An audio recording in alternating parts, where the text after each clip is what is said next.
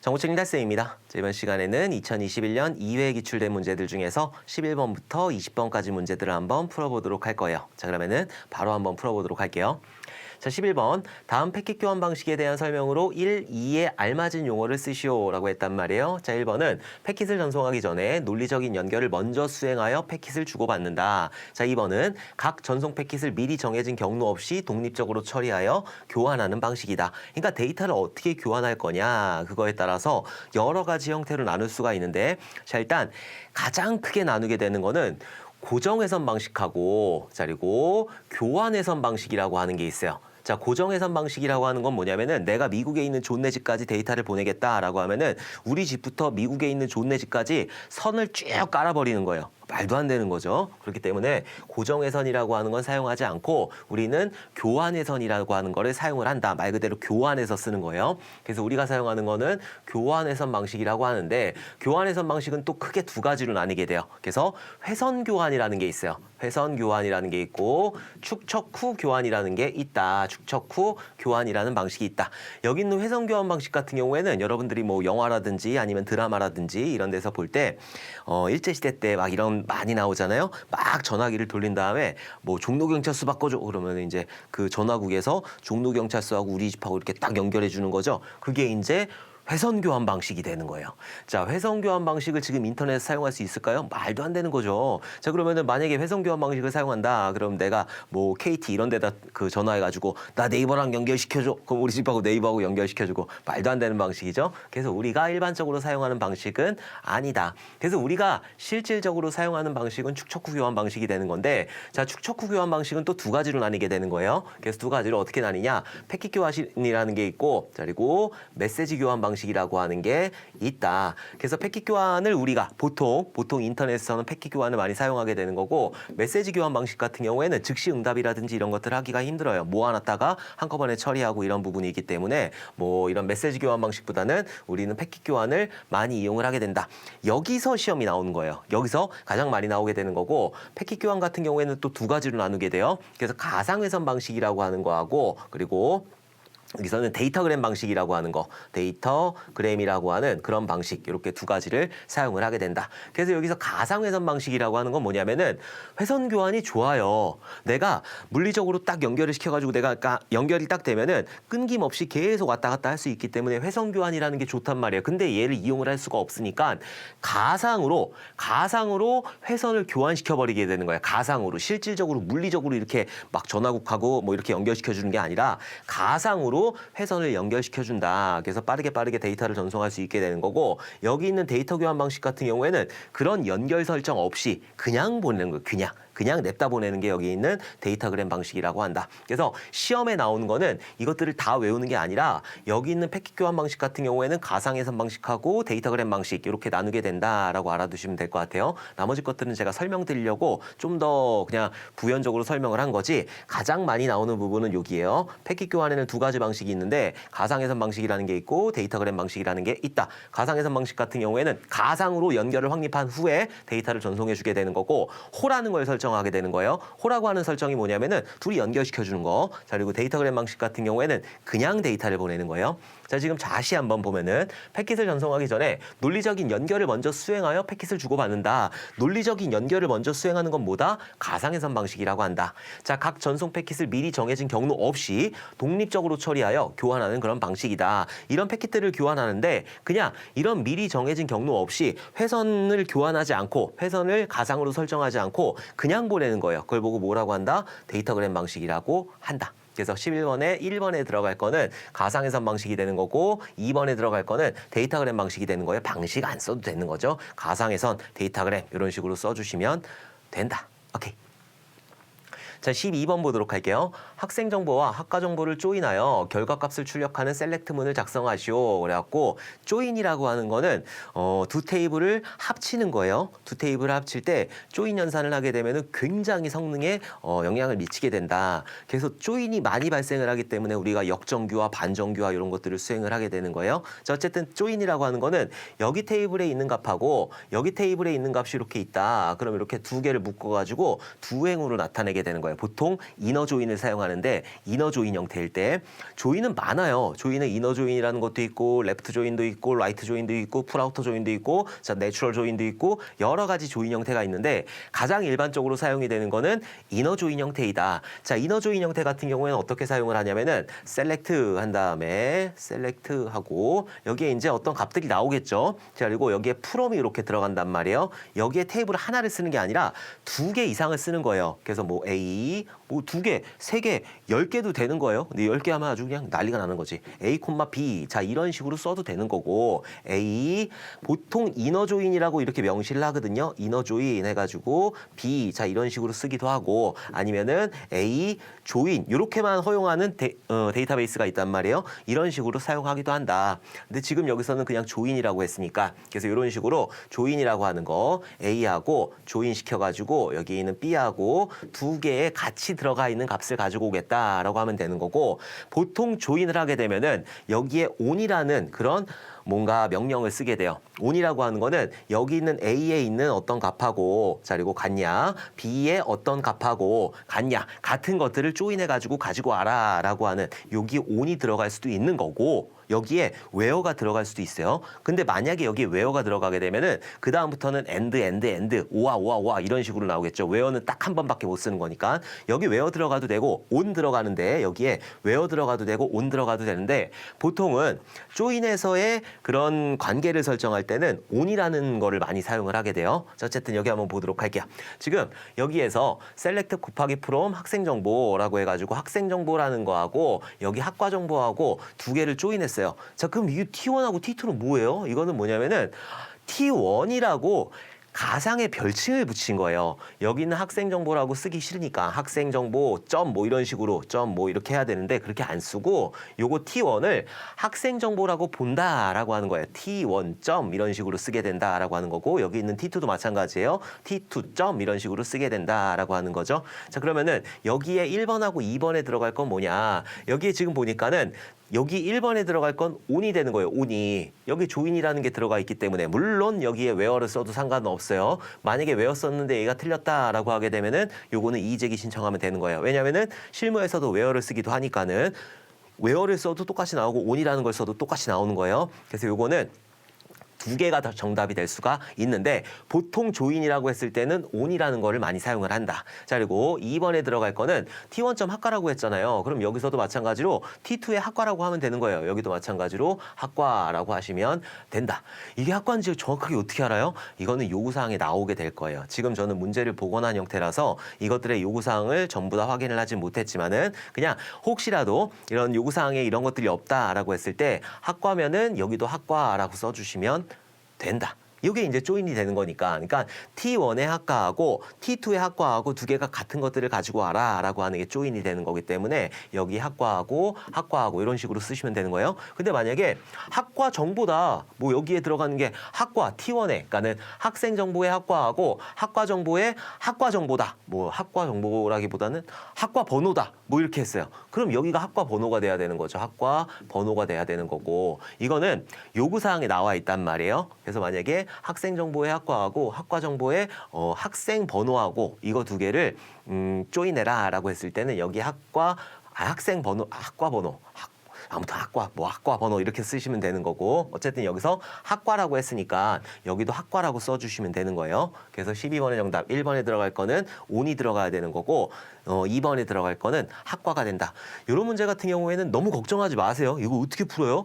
너무 걱정하지 않으셔도 돼요. 만약에 이런 것들이 주어지지가 않았다라고 했을 때 여기 학과 똑같이 써주시면 되는 거고 사실 1번에는 on도 들어갈 수 있고 where도 들어갈 수가 있는데 and는 안 돼요. and는 안 돼요. and는 절대 들어갈 수가 없다. 왜냐면은 and나 or와 같은 경우에는 where가 나온 다음에 들어갈 수 있는 거예요. 그래서 and는 무조건 틀린 거고 on이라고 하는 거는 여기 있는 join을 쓸 때 가장 기본적으로 사용하는 문법이기 때문에 얘는 무조건 맞는 거고 where라고 써도 아무 상관은 없어요. where라고 쓰는 그런 개발자 들도 있으니까. 근데 요 where를 썼을 때 혹시 틀렸다라고 이렇게 그쪽에서 채점을 해버리게 되면은 요거는 이의제기 신청해가지고 얼마든지 맞출 수 있는 그런 부분이에요. 그래도 조인을 하게 되면은 여기 on이라는 걸 사용한다. 그럼 where 못 쓰나요? 아니요, 써요. 여기에 on 한 다음에 요거는 on은 조인에 관련된 내용이고 조인에 관련된 그런 조건이 되는 거고 요 밑에다가 where 쓸 수가 있어요.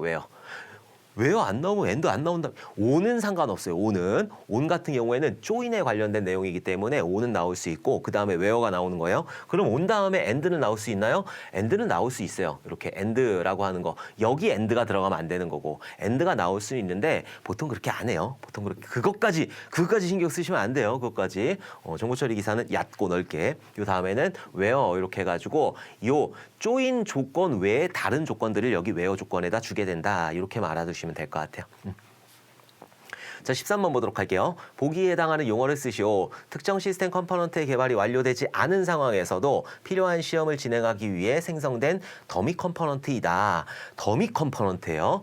자, 하향식 통합 테스트에서 사용하는 임시 모듈이다 라고 했단 말이에요. 자, 특정 시스템 컴포넌트의 개발이 완료되지 않은 상황에서도 필요한 시험을 테스트를 진행하기 위해 생성된 더미 컴포넌트가 되는 거고 이런 더미 컴포넌트 같은 경우에는 두 가지가 있을 수 있단 말이에요. 스톱이라고 하는 거하고 드라이버라고 하는 게 있을 수가 있는데 지금 하향식 통합 테스트에서 사용하는 거라고 그랬어요. 하향식 같은 경우에는 메인 모듈로부터 해가지고 점차적으로 이렇게 테스트를 진행을 하게 되는 거죠. 자, 통합을 하게 되는 거고 자 그게 뭐냐? 그게 스톱이라고 하는 거죠. 그리고 상향식 같은 경우에는 드라이버를 사용하게 되는 거고 오케이. 그래서 여기 이제 단위 테스트라는 게 있고, 자 그리고 통합 테스트라고 하는 게 있고, 그 다음에 시스템 테스트가 있고, 인수 테스트가 있고, 자 이런 식으로 있을 때 단위 테스트 같은 경우에는 정적 테스트, 동적 테스트 이렇게 수행을 하게 되는 거고, 통합 테스트 같은 경우에는 상향식 테스트, 하향식 테스트, 빅뱅 테스트, 자 이런 것들이 있는데 상향식 같은 경우에는 드라이버를 이용하게 되는 거고, 하향식은 스톱을 이용하게 되는 거고, 얘는 이용하는 거 없어요. 한꺼번에 뻥 터뜨려 가지고 하는 비점진적 테스트이기 때문에 시스템 테스트에서는 기능 테스트, 비기능 테스트 요거를 수행을 해주게 되는 거고 인수 테스트 돈 받아야 되니까 알파 테스트하고 베타 테스트 요것들을 진행을 해주게 된다. 요거까지 같이 알아두셔야 돼요. 요거 너무너무 잘 나와요. 그래서 정답은 스톱이라고 한다. 스톱이라고 하는 거예요. 용어를 쓰라고 그랬으니까는 한글로 쓰셔도 되고 영어로 쓰셔도 아무 상관이 없다. 그래서 하향식은 스톱이고 상향식은 드라이버예요. 자, 14번 보도록 할게요. 화이트박스 테스트에서 수행하는 구조적 커버리지의 설명으로 알맞은 것을 쓰시오. 자, 커버리지에 대해서 쓰시오라고 나올 수 있단 말이에요. 자, 테스트 커버리지라고 하는 거는 테스트를 얼만큼 진행했는지 그거를 나타내는 척도이다. 이렇게 쓰시면 되는 거예요. 커버리지가 얼만큼 커버했느냐. 테스트 커버리지도 마찬가지예요. 테스트를 얼만큼 했느냐라고 하는 거예요.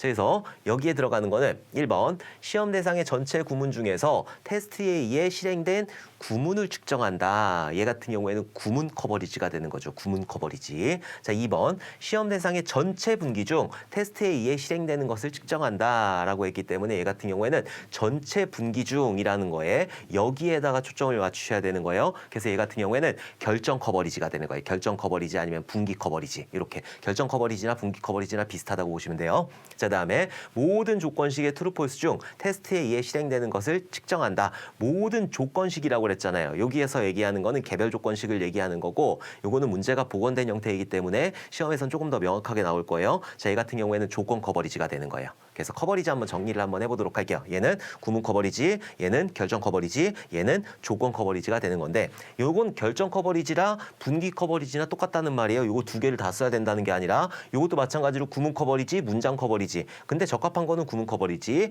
결정 커버리지. 얘가 더 적합하다. 많은 소프트웨어 공학책에서 이용을 하고 있는 형태이기 때문에. 근데 어떤 소프트웨어 공학책에서는 이거를 쓰기도 하니까. 근데 둘 다 맞는 답이 되는 거예요. 오케이. 제 코드 커버리지 한번 보도록 할게요. 먼저 구문 커버리지라고 하는 거는 구문에 대해서 한 번 이상 수행을 하는 거. 요걸 보고 구문 커버리지라고 하는 거고 구문 커버리지 똑같은 걸 썼네. 요건 구문 커버리지 하나를 지우면은 구문 커버리지는 구문에 대해 한 번 이상 수행을 하게 되는 거고 조건 커버리지라는 게 있고 결정 커버리지라는 게 있어요. 자, 조건 커버리지하고 결정 커버리지하고 두 개의 차이점이 뭐냐면은 if라는 게 이렇게 있을 때 조건을 주는 거니까 여기에 A라는 조건이 있고 뭐 and B라는 조건이 있고 뭐 and 뭐 C라는 조건이 있고 자 이런 식으로 있을 수가 있단 말이에요. 요건 개별 조건식. 요건 개별 조건식, 요건 개별 조건식이라고 하는 거고 요 전체에서 true가 나오냐 false가 나오냐는 얘는 결정 포인트라고 하는 거예요. 개별 조건식, 결정 포인트. 그래서 조건 커버리지 같은 경우에는 개별 조건식에 대해서 수행하는 거. 요걸 보고 조건 커버리지라고 하는 거고, 결정 커버리지 같은 경우에는 결정 포인트 내에 true false, 그러니까 결정 포인트 내에 모든 분기문에 대해 수행을 한다. 요 값이 true나 false가 나오게 되는 거예요. 그러니까 조건 커버리지는 얘가 true false가 나오고 얘가 true false가 나오고 얘가 true false가 나오게 되는 건데, 여기는 결정 커버리지 같은 경우에는 얘의 true false를 나오게 하면 되는 거예요. 요게 이제 결정 커버리지가 되는 거고, 조건 결정 커버리지라고 하는 게 있어요. 얘네들이 너무 설렁설렁하니까는 요거를 다 보는 거예요. 자, 결정 포인트에 true false 전체에, 그리고 개별 조건식의 true false 이것들을 보게 되는 거죠. 자, 그리고 변경 조건 결정 커버리지라고 하는 게 있는데, 모든 결정 포인트 내에 개별 조건식을 적어도 한 번 true false를 수행을 해야 된다라고 하는 거. 그게 이제 변경 조건 결정 커버리지가 되는 거고, 얘가 실제로 수행하는 것 중에서 가장 강력하다고 해요. 얘 같은 경우에는 너무 많은 것들을 해야 되니까, 다중 조건 커버리지 같은 경우에는 가능한 조합을 100% 보장하는 거. 요걸 보고 다중 조건 커버리지라고 한다. 그래서 시험에 잘 나오는 거는 사실 여기 있는 구문 커버리지, 조건 커버리지, 결정 커버리지가 되는 거고, 조건 결정 커버리지 같은 경우에는 결정 포인트 트루 폴스에 대해서 개별 조건식이 트루 폴스 나오고 트루 폴스 나오고 트루 폴스 나오고 이런 식으로 되면 되는 거고, 변경 조건 커버리지 같은 경우에는 모든 결정 포인트 내, 그러니까 트루가 나왔을 때 트루 폴스, 트루 폴스, 트루 폴스가 나와야 되는 거고, 폴스가 나왔을 때 트루 폴스, 트루 폴스, 트루 폴스 이런 식으로 나와야 되는 거예요. 근데 정보처리 기사에서는 그렇게까지 난이도가 높게 출제가 되진 않고, 감리사 혹은 7급 시험, 그러니까 전산 7급 시험, 거기서 그런 식으로 출제가 되는 거지, 아직 정보처리 기사에서는 그 정도까지 난이도를 가지고 출제가 되지는 않았어요. 그래서 요거는 좀 부족하다 싶으시면 교재를 보시면 될 것 같아요. 그래서 코드 커버리지는 이런 식으로 된다. 자, 15번 보도록 할게요. 럼바우 객체 지향 분석 기법의 설명이다. 해당 설명의 유형을 쓰시오. 럼바우라는 양반은 어디 사셨냐면은 소프트웨어의 격동기에 사셨어요. 어디 사셨다고요? 격동기에 사셨다고요? 왜 제가 격동기에 사셨다고 하는지 요거 보면은 아실 거예요. 자, 일단 객체 지향 분석 기법에는 많아요. 코드와 요든 방법이라는 것도 있고, 여기는 럼바우라는 양반도 있고, 뭐 위르스 브룩도 있고, 여러 가지가 있는데 특징을 정확하게 알아두셔야 돼요. 어쨌든 여기서 럼바우라고 하는 게 가장 많이 나와요. 필기에서는 꼬박꼬박 한 문제씩 출제가 되는 거고, 럼바우 같은 경우에는 어디 사셨다고요? 격동기에 사셨다고요. 그래갖고 처음에 객이에요. 객체 모델링을 수행하게 되는 거고, 그 다음에 동적 모델링을 수행하게 되는 거고, 그 다음에 기능 모델링을 수행을 해두게 되는 거예요. 그래서 내가 이런 객체 지향을 분석을 할 때, 객체 지향 설계를 할 때 객체를 먼저 설계를 해야 되겠죠. 그래서 객체라는 거를 먼저 설계를 하는 거고, 그 다음에 동적 모델링 같은 경우에는 이 안에 있는 기능들을 수행을 하게 되는 거예요. 자, 그리고 기능 모델링 같은 경우에는 그 기능들이 어떻게 동작이 되는지 유즈 케이스 다이어그램 이런 것들을 이용해 가지고 만들게 된다. 어쨌든 격동기, 객체 모델링, 동적 모델링, 기능 모델링 이렇게 하게 되는 거고, 자, 여기서는 자료 흐름도 프로세스들의 자료 흐름을 중심으로 처리 과정을 표현한다 라고 했으니까, 자료 흐름도로 표현이 되는 거는 얘는 기능 모델링이 되는 거예요. 그러니까 우리가 객체 모델링을 하게 되는 거고, 동적 모델링을 하게 되는 거고, 만약에 마지막에 기능 모델링을 하게 되는데, 객체 모델링 같은 경우에는 객체 다이어그램이라는 게 만들어진다. 자, 그리고 동적 모델링을 하게 되면은 얘는 상태 다이어그램이라고 하는 게 만들어지게 되는 거예요. 자, 기능 모델링을 하게 되면은 여기서 DFD, 데이터가 흘러가는 것들을 봐야 되니까, 기능에서는 데이터가 흘러가는 것들을 봐야 되기 때문에 DFD라고 하는 게 만들어지게 된다. 그래서 여기서 DFD가 만들어진다고 그랬으니까 1번에 들어갈 거는 기능 모델링이 되는 거고, 상태 다이어그램이 만들어진다고 그랬어요. 자, 얘 같은 경우에는 동적 모델링이 되는 거예요. 자, 객체 다이어그램이 만들어지게 되니까는 객체 모델링이 되는 거고, 그래서 1번에 들어갈 거는 기능 모델링, 두 번째 들어갈 거는 동적 모델링, 3번에 들어갈 거는 객체 모델링이 이렇게 된다. 앞에 있는 거 여기 있는 영어들 요거 너무 좀 간단하잖아요. 요 정도는 여러분들 다 알고 계실 테니까는 요것만 조금 기억을 해두시면 될 것 같아요. 그래서 1번에 들어갈 거는 DFD가 만들어진다고 그랬으니까 얘는 데이터들이 어떻게 흘러가는지 기능들을 수행하면서 이것들이 흘러가니까 최종적으로 자료 흐름도 DFD가 만들어지게 되는 거고, 자, 그다음에 상태 다이어그램 같은 경우에는 얘는 그 동적 모델링에서 만들어지게 되는 거고, 객체 다이어그램 같은 경우에는 객체 모델링에서 만들어지게 되는 거예요. 그래서 처음에 기능 모델링, 동적 모델링, 객체 모델링 이렇게 꼭 기억을 해두셔야 돼요. 자, 그럼 정리 한번 해보도록 할게요. 객체 지향 분석 방법론에 보게 되면은 여러 가지 방법들이 있는데 가장 대표적으로 럼바우라는 양반이 있어요. 이 양반이 어디 사셨다? 소프트웨어 격동기에 사셨다. 그래서 격동기가 되는 거고, 자, 그리고 미디어 회복 기법은 잘못 넣은 것 같아요. 요거는 객체 모델링 같은 경우에는 얘는 객체를 모델링하는 거예요. 객체 모델링은 객체 다이어그램이 만들어지게 되는 거고, 동적 모델링 하게 되면은 상태 다이어그램이 만들어지게 된다. 자, 그리고 기능 모델링 같은 경우에는 DFD가 만들어진다. 요거가 중요하니까는 요거를 꼭 기억을 해두셔야 돼요. 객체 모델링, 객체 다이어그램, 동적 모델링, 상태 다이어그램, 기능 모델링, DFD, 데이터가 흘러가는 플로우 다이어그램이 되는 거죠. 그래서 이렇게 세 가지가 만들어진다. 자, 그다음에 부치 방법 같은 경우에는 딴 거 다 필요 없어요.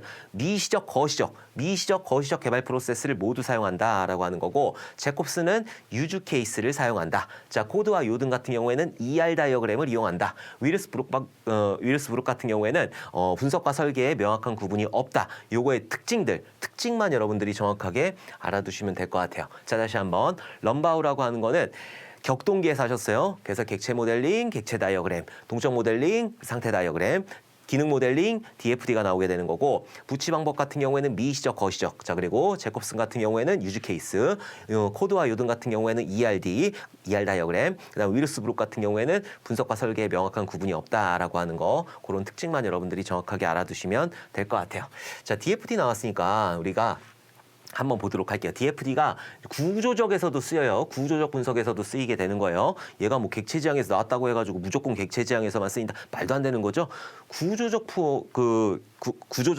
분석에서도, 구조적 프로그램에서도 데이터가 흘러가는 거니까. 그러니까 얘가 가장 기본이에요. 여기 있는 D 같은 경우에는 얘는 DD로 표현이 되는 거죠. 데이터가 좀 더 자세하게 나타나는 거, 그걸 보고 자료사전, 데이터 딕셔너리라고 하는 거고, 플로우 같은 경우에는 얘네들이 데이터들이 이제 이동하는 것들, 그런 것들을 확인을 해야 되기 때문에 소단위 명세서, 미니스펙이라고 하는 거, 미니스펙이라고 하는 거, 그리고 다이어그램 같은 경우에는 얘 같은 경우에는 뭐 ER 다이어그램으로 이렇게 나타낼 수가 있는 거고, 이런 것들도 여러분들이 공부를 하셨을 거예요. 그리고 STD라고 하는 것도 있죠. STD, 얘는 상태 전이도가 되는 거니까 이런 것들도 여러분들이 좀 같이 알아두시는 게 좋다. 이게 이제 구조적 분석에서 사용되는 거예요. 가장 기본적인 게 DFD가 되는 거고, 그 안에 데이터를 조금 더 자세히 나타내는 거, 미니스펙이라고 하는 것도 있단 말이에요. 소단위 명세서 하나의 기능을 확인하는 거예요. 기능을 그리는 거. 그리고 ERD 같은 경우에는 보통 데이터베이스에서 많이 사용을 하게 되는 거고, STD 같은 경우에는 상태 전이도가 된다. 이런 것들이 이제 구조적 방법에서 사용하는 그런 도구들이다.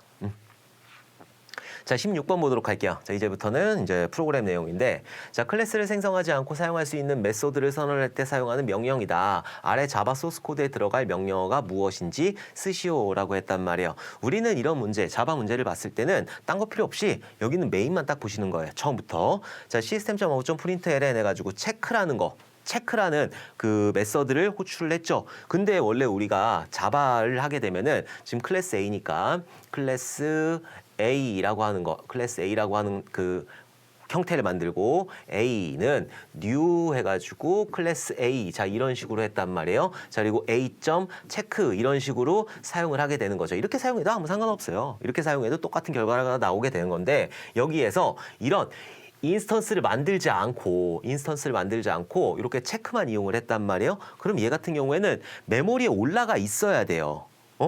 new 하지 않고 그 사용을 하려면은 메모리에 올라가 있어야 된단 말이에요. 메모리에 올라간다라고 하는 거는 프로그램이 시작할 때 여기서 그냥 메모리 올라가 버리게 되는 거예요. 그 메모리에 올라가게 하는 거는 스태틱한 거. 그래서 여기서 스태틱이라고 하는 게 이렇게 들어가게 된다. 스태틱 관련해 가지고는 제가 그 자바 특강에서 여러분들한테 정리를 했었죠. 자, 스태틱 같은 경우에는 하이딩 형태예요. 일단 메서드 오버라이딩이라는 게 있고 하이딩이라는 게 있는데, 하이딩 형태가 되는 거예요. 자, 그리고 여기 있는 스태틱 메서드 말고 스태틱 변수 같은 경우에는 모든 인스턴스를 공유한다라는 거, 그 개념도 알아두시고, 그리고 이런 그 스태틱한 변수가 초기화되는 거는 여기에서 초기화가 되는 거예요. 처음에 시작하면 걔를 그냥 가지고 바로 메모리상에 올려버리게 되는 거니까. 오케이, 그렇게 알아두시고, 여기 1번에 들어갈 거는 스태틱이라고 하는 거 알아두시면 될 것 같아요. 그래서 1번에 들어갈 거는 어디 있어? 스태틱이 정답이다. 소문자로 쓰셔야 돼요, 전부 다.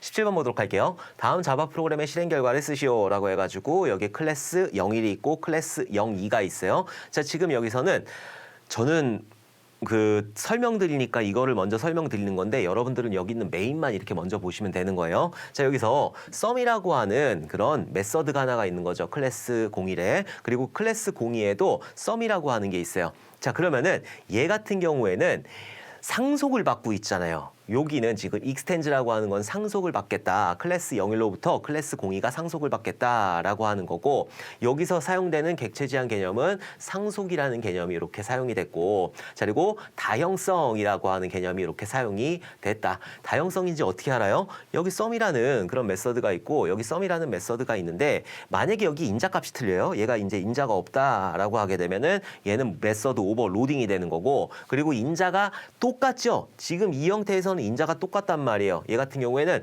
에이 난 아버지처럼 살기 싫어 라고 하는 메서드 오버 라이딩이 되는 거죠. 그래서 여기서 사용되는 그런 객체 제한 개념 같은 경우에는 상속하고 다형성 그중에서도 메서드 오버 라이딩이라고 하는 게 사용이 되었다라고 보시면은 될 것 같아요.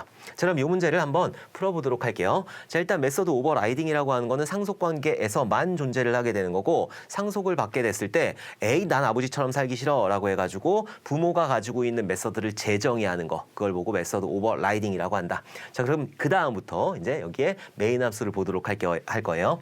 자, 지금 클래스 01 C1은 뉴 클래스 01이다. 그럼 클래스 01 클래스 01로 생성을 시켰죠. 그죠? 그럼 얘에서 여기로 일단 가요. 여기로 가는 게 아니라 얘 보지 마시고 클래스 01로 가세요. 간 다음에 상속 받았어요? 안 받았어요. 그러니까 여기는 C1이라고 하는 건 상속 관계가 존재를 하지 않는다. 얘만 있는 거예요. 얘만.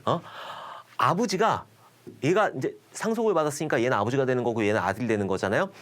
아버지가 태어난 거예요. 아버지가. 여기서 아버지가 C1이라고 하는 건 그냥 아버지예요. C1은 아버지만 만든 거고 아버지는 아직 엄마를 안 만났어. 엄마를 안 만났으니까 손도 안 잡았을 거고 손도 안 잡았으니까 당연히 내가 태어날 수가 없는 거예요. 그러니까 지금 현재 C1이라고 하는 거는 클래스 01만 이 구조, 클래스 01의 구조만 가지고 만들어진 C1이라고 하는 인스턴스가 되는 거예요. 그럼 C1이라고 하는 거는 뭐 멤버 변수라든지 그런 거 없으니까 그냥 넘어가도록 할게요. 자, 다음에 클래스 02 C2는 뉴 클래스 02이다. 여기 뒤에 있는 생성자를 보셔야 되는 거예요. 생성자. 클래스 02를 딱 갔는데 얘 익스텐즈 하고 있네. 이제 아들이 나온 거예요. 근데 C1하고는 상관없어요. C1은 그냥 아버지 형태로 만들어진 그런 인스턴스가 되는 거고 C2 같은 경우에는 아들의 형태로 만들어진 인스턴스가 되는 거예요. 요 두 개는 아예 다른 메모리에 올라가 있어요. C1이라고 하는 게 100번지다. 그럼 C2라고 하는 거는 뭐 200번지, 300번지 이렇게 들어가 있는 거고 C1이라고 하는 건 상속 관계가 없는 그냥 여기 있는 클래스 01에 있는 것들만 가지고 사용할 수 있는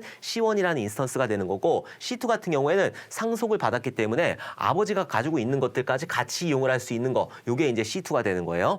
자, 그 다음에 뭐를 했느냐 C1.sum 3,2 했단 말이에요. 그럼 C1이라고 하는 거는 여기 있는 C1이라고 하는 거는 클래스 01로 생성을 시켰잖아요. 그러니까 얘는 안 보는 거예요.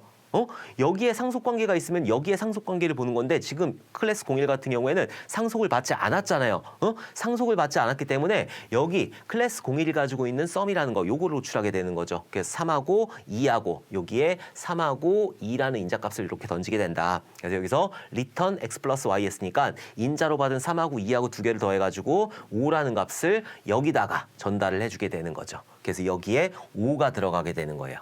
자, 그 다음에 두 번째 거 보니까는 두 번째에서 뭐를 했냐면은 C2.sum이라고 그랬어요. C2 같은 경우에는 여기는 클래스 02 형태로 생성을 시킨 거잖아요. 근데 얘는 상속을 받았잖아요. 그리고 sum이라고 하는 그런 메서드를 오버라이딩 했단 말이에요. 오버라이딩을 하게 되면은 난 아버지처럼 살기 싫어 라는 게 되기 때문에 자식에서 만들어진 오버라이딩된 sum이라고 하는 메서드를 호출하게 된다. 그러니까 여기 있는 C2 같은 경우에는 여기에다가 3하고 2를 넘기게 되는 거예요. 3하고 2하고. 근데 여기 있는 C2 같은 경우에는 클래스 01이 가지고 있는 썸도 이용을 할 수가 있어요. 내가 가지고 있는 썸도 이용을 할 수가 있고. 자, 보면은 여기에서 뭐를 했느냐. x-y 했단 말이에요. 인자로 받은 x값은 3이 되는 거고 마이너스 인자로 받은 y값은 2가 되는 거고 플러스 한 다음에 요 슈퍼라고 하는 거 슈퍼점이라고 했을 때 슈퍼만 잠깐 설명드릴게요. 슈퍼를 여러 형태로 이용할 수가 있는데 슈퍼 자 이렇게 해가지고 괄호를 이렇게 치게 되면 얘는 생성자 부분이 되는 거죠. X 하게 되면 인자가 하나 있는 생성자 이렇게 들어가게 되는 거고 자 그리고 내가 만약에 메서드를 이용하고 싶다. 부모의 메서드라든지 부모의 멤버 변수라든지 이런 것들을 이용하고 싶을 때는 슈퍼점 이렇게 사용해야 되는 거예요. 지금 슈퍼점 썸이라고 그랬어요. 그럼 부모가 가지고 있는 여기 있는 썸이라고 하는 메서드를 호출하게 되는 거고 여기 X하고 Y 그러니까 3하고 2죠. 3하고 2를 여기로 넘기는 거예요. 그래서 3 더하기 2 해가지고 여기에 5가 리턴이 되겠죠. 뒤에 플러스 5가 이렇게 되는 거고 3 마이너스 1은 2가 1이 되는 거고 플러스 5 하게 되니까는 얘는 1 더하기 5 해가지고 6이라는 결과가 나오게 된다. 그래서 여기서 출력이 되는 건 6이 되는 거죠. 그래서 여기서 5 더하기 6 해가지고 11을 출력하게 되는 거죠. system.out.println 했으니까 11이라는 값을 출력을 해주게 된다. 그래서 17번의 정답은 11이 출력이 되는 거예요. 오케이.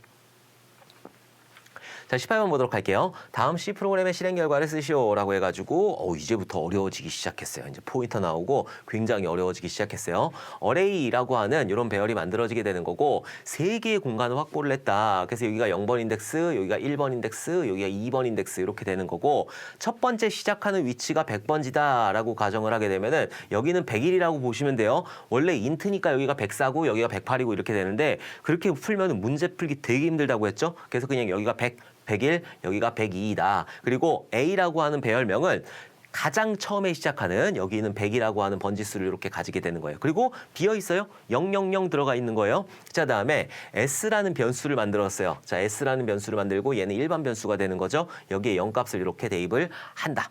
자, 그 다음에 뭐를 했냐면은 어레이 플러스 0을 했단 말이에요. 어레이는 지금 뭐예요? 여기에 있는 A, 이 변수에 뭐 들어가 있어요? 100 들어가 있잖아요. 100. 그죠? 번지수 들어가 있단 말이에요. 여기 있는 배열명 같은 경우에는 번지수를 가지게 되는 거예요. 100 플러스 0 했어요. 100 플러스 0은 뭐예요? 100 플러스 0은 100이지. 그러니까 여기 안에서는 100이 되는 거고 100번지의 값에 곱하기 들어가면 뭐뭐의 값에가 되는 거잖아요. 100번지의 값에다가 뭘 집어넣어라? 1을 집어넣어라. 여기가 100번지라고 했잖아요. 그렇죠? 100번지의 값에 1값 집어넣어라 라는 소리가 되는 거예요. 자, 두 번째 거 보도록 할게요. 자, 요거는 그냥 인덱스를 사용한 거죠. 어레이 1번 인덱스, 어레이 0번 인덱스, 1번 인덱스, 2번 인덱스가 되는 거예요. 어레이 0번 인덱스라고 했을 때 여기에 지금 1값 들어가 있으니까 1이라는 걸 가져오게 되는 거고 1 이렇게 했을 때 0 가져오게 되는 거예요. 인덱스를 이렇게 사용할 수도 있다. 그래서 여기에 1번 인덱스에 뭘 집어넣냐면은 어레이 플러스 0이라고 그랬어요. 어레이에 뭐 들어가 있다고 했어요? 100 들어가 있다고 했어요. 100 더하기 0은 100이죠. 100. 번지의 값에다가 100번지의 값에는 뭐 들어가 있어요? 1 들어가 있죠. 그럼 여기서 얘기하는 거는 1이 되는 거죠. 그래서 여기서 얘기하는 거는 1이 되는 거고 플러스 2를 해라. 1 더하기 2 하게 되면 뭐예요? 3이에요. 3이라는 걸 어디다 집어넣어라? 어레이 1번 인덱스에다 집어넣어라. 그래서 여기에 3값이 이렇게 들어가게 된다. 자, 다음에 어레이 2번 인덱스에다가 뭘 집어넣냐면은 어레이의 값이에요. 어레이의 값. 어레이에 뭐 들어가 있어요? 100 들어가 있단 말이에요. 100번지의 값이다. 괄호 안 쳐도 되나요? 쳐도 돼요. 쳐도 되는 거고. 자, 어레이의 값이다 라고 했으니까 어레이의 값은 100번지의 값은 뭐예요? 100이죠. 그럼 여기 100이 아니라 1이죠. 1 들어가 있으니까. 그래서 요거는 1이 되는 거고 1 플러스 3 하게 되면 4가 되는 거죠. 4라는 값을 어레이에 0번, 1번, 2번 인덱스 여기다 집어넣어라. 그래서 여기에 4값이 이렇게 들어가게 되는 거예요. 자, 그 다음에 뭐를 했느냐? int, i는 0이다. 그럼 i에다가 0값을 이렇게 집어넣고 0이 3부다장이 작아요. 그러니까 밑으로 떨어져가지고 s에다가 s에 있는 0하고 어레이의 0번 인덱스에 있는 값 1이죠. 1하고 0하고 1하고 더해가지고 여기 s에다 집어넣어라. 그러니까 여기 1값 들어가겠죠.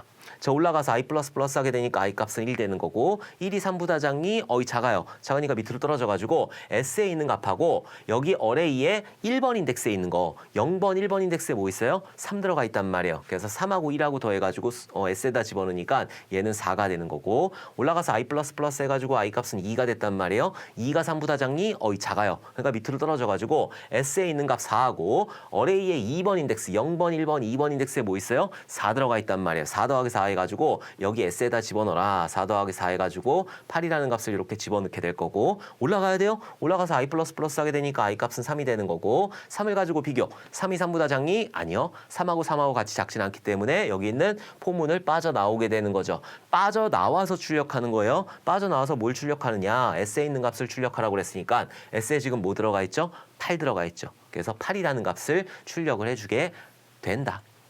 이 문제 같은 경우에는 저랑 같이 공부하시면서 아주 쉽게 푸실 수 있을 거예요. 이런 식으로 인덱스를 사용할 수 있는 거고 포인터를 이용을 할 수가 있어요. 왜냐하면은 여기 있는 어레이라고 하는 거는 배열인데 배열도 주소값을 가진다라고 했었잖아요. 그래서 이런 식으로 포인터 형태로도 이용을 할 수가 있다. 자, 19번 보도록 할게요. 자, 다음 파이썬 프로그램의 실행 결과를 쓰시오. 근데 얘는 파이썬의 특징이 나온 건 아니고 그냥 얘 같은 경우에는 그냥 일반적인 문법이라고 보시면 돼요. 자, 지금 보니까는 A라는 공간에다가 100값을 집어넣었어요. 자, 얘에다 100값을 이렇게 집어넣고 그다음에 리절트라고 하는 공간에다가 0값을 이렇게 집어넣었다.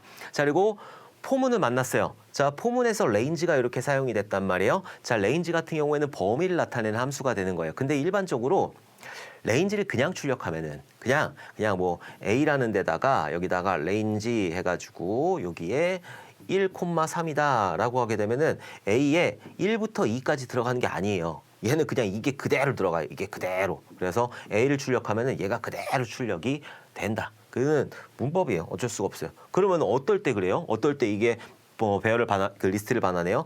이렇게 여기다가 이렇게 해서 리스트 해가지고 형태를 변환시킬 때 그때 이렇게 하게 되면은 A에다가 리스트 형태로 반환을 하게 되는 거예요. 그리고 이런 식으로 지금 리스트 형태를 사용하려고 하는 거잖아요.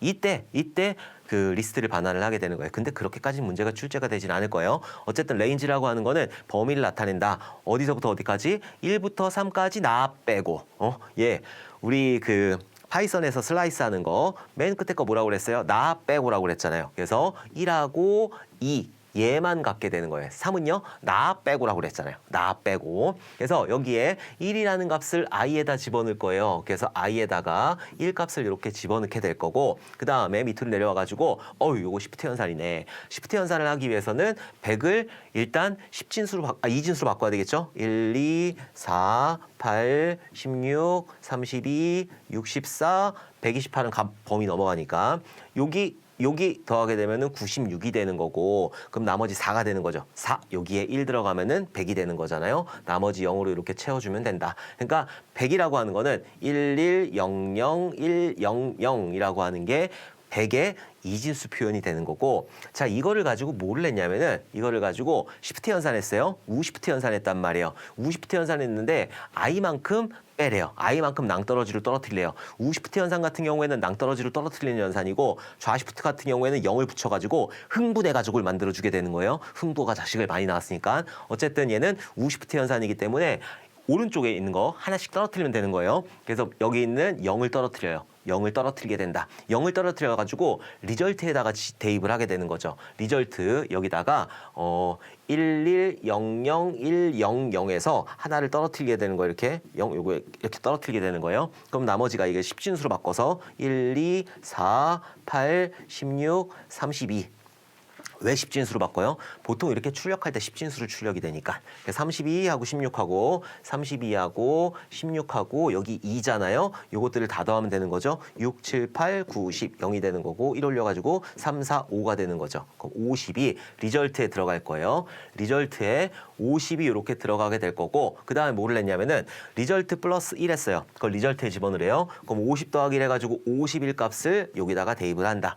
그리고 올라갔어요. 자, 올라가서 1은 아까 했으니까 얘는 빠져나왔을 거고 2를 i에다 대입하겠죠. 자, 2를 i에다 대입할 거예요.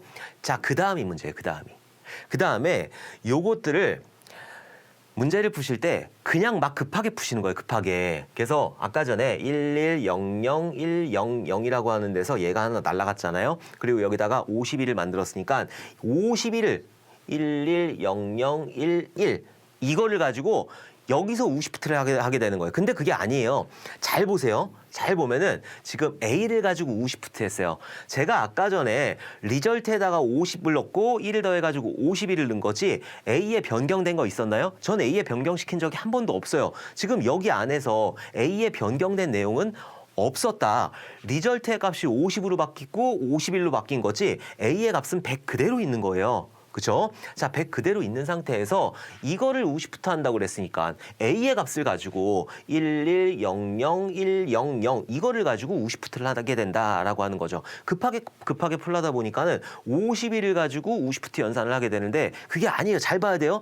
A를 가지고 50부터 연산을 했는데 A는 바꾼 적이 없어요. 그렇기 때문에 여기 있는 두 개를 이렇게 낭떠러지로 떨어뜨리게 된다. 여기 1100, 100을 가지고 두 개를 낭떠러지로 떨어뜨리게 된다. 그래서 1, 2, 4, 8, 16이 되는 거고 요것들 다 더하게 되면은 16하고 8 더해가지고 24가 되는 거고 25가 되는 거죠. 맞나요? 16. 16에다가 갑자기 앞에서 하려고 그러니까 잘 안 돼. 산수 잘해요. 원래는 8, 9, 10 해가지고 4가 되는 거고 그리고 1월에 24가 되는 거고 25 맞네. 자, 25가 되는 거고 25라는 값을 리절트에다 집어넣게 되는 거죠. 여기에 값이 25로 바뀌게 되는 거예요. 아까 A의 값을 바꾼 적 한 번도 없어요. 자, 그리고 리절트에다가 1을 더했어요. 25 더하기 1 더하게 되면은 26이 되는 거고 올라가요? 올라갔는데 다 빠져나왔잖아요. 그러니까 더 이상 할 거 없죠? 그럼 여기 있는 포문을 이렇게 빠져나오게 된다. 그래갖고 리절트에 있는 값 출력하니까 리절트에는 26 들어가 있죠. 그래서 26이라는 값이 이렇게 출력이 되는 거예요. 여기서 한번 출력했잖아요. 그러면 아까 전에 51이라는 값도 출력하고 26이라는 값도 출력해야 되는 거 아니에요?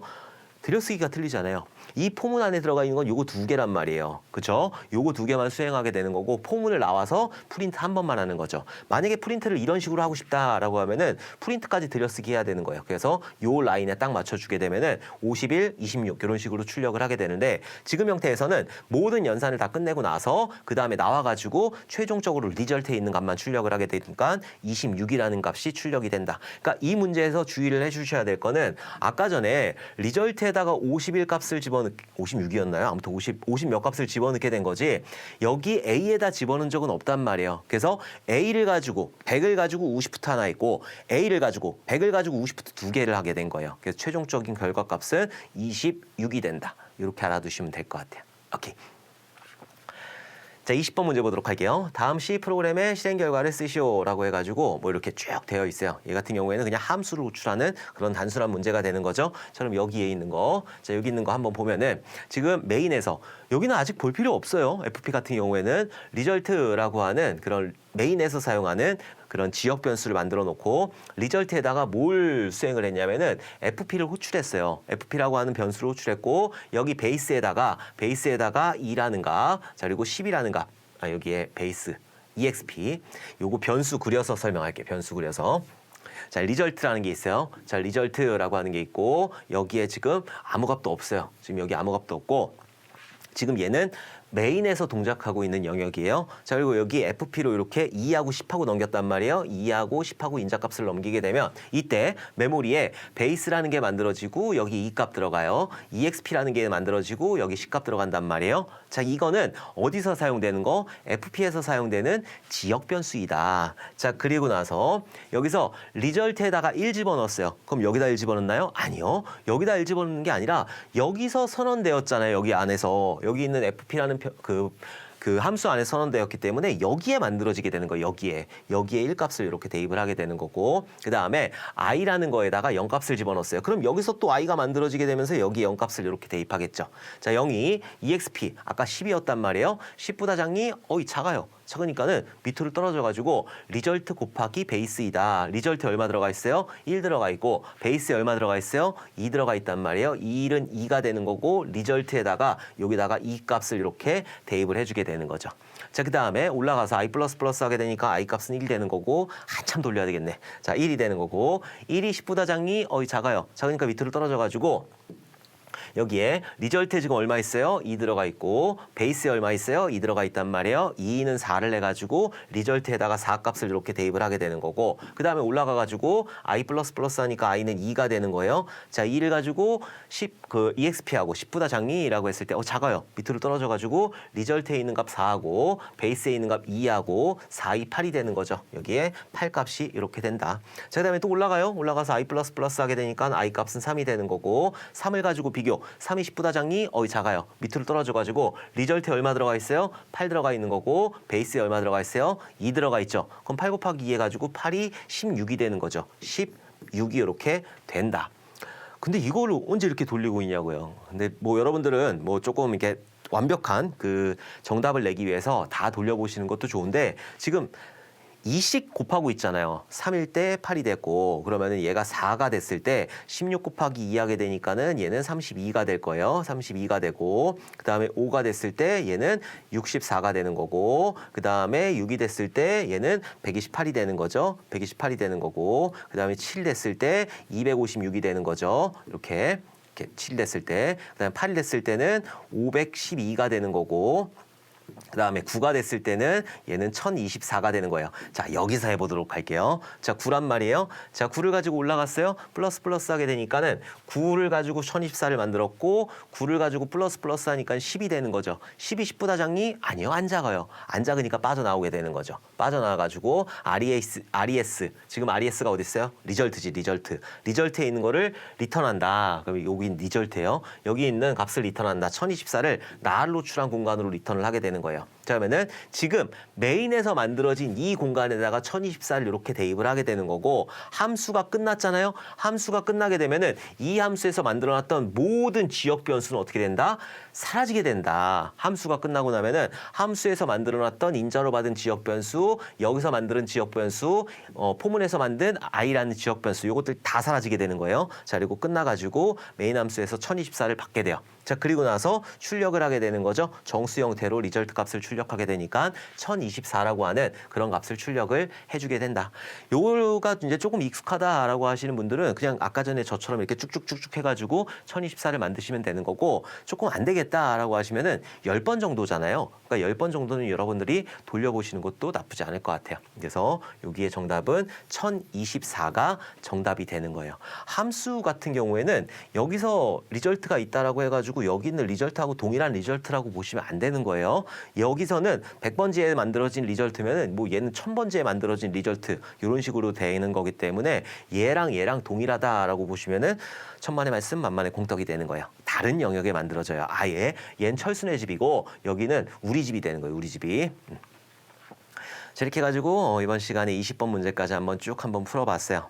지금까지는 사실 프로그램 문제가 그렇게 어렵지 않았죠. 포인터 조금 나오고 배열 조금 나오고 이런 개념인데 슬슬 이제 어려워지기 시작해요. 그래서 23년도 들어가면 아주 그냥 어마어마하게 어려워지는 그런 내용이다. 그래서 여러분들은 프로그램에 대해서 익숙해지셔야 된다.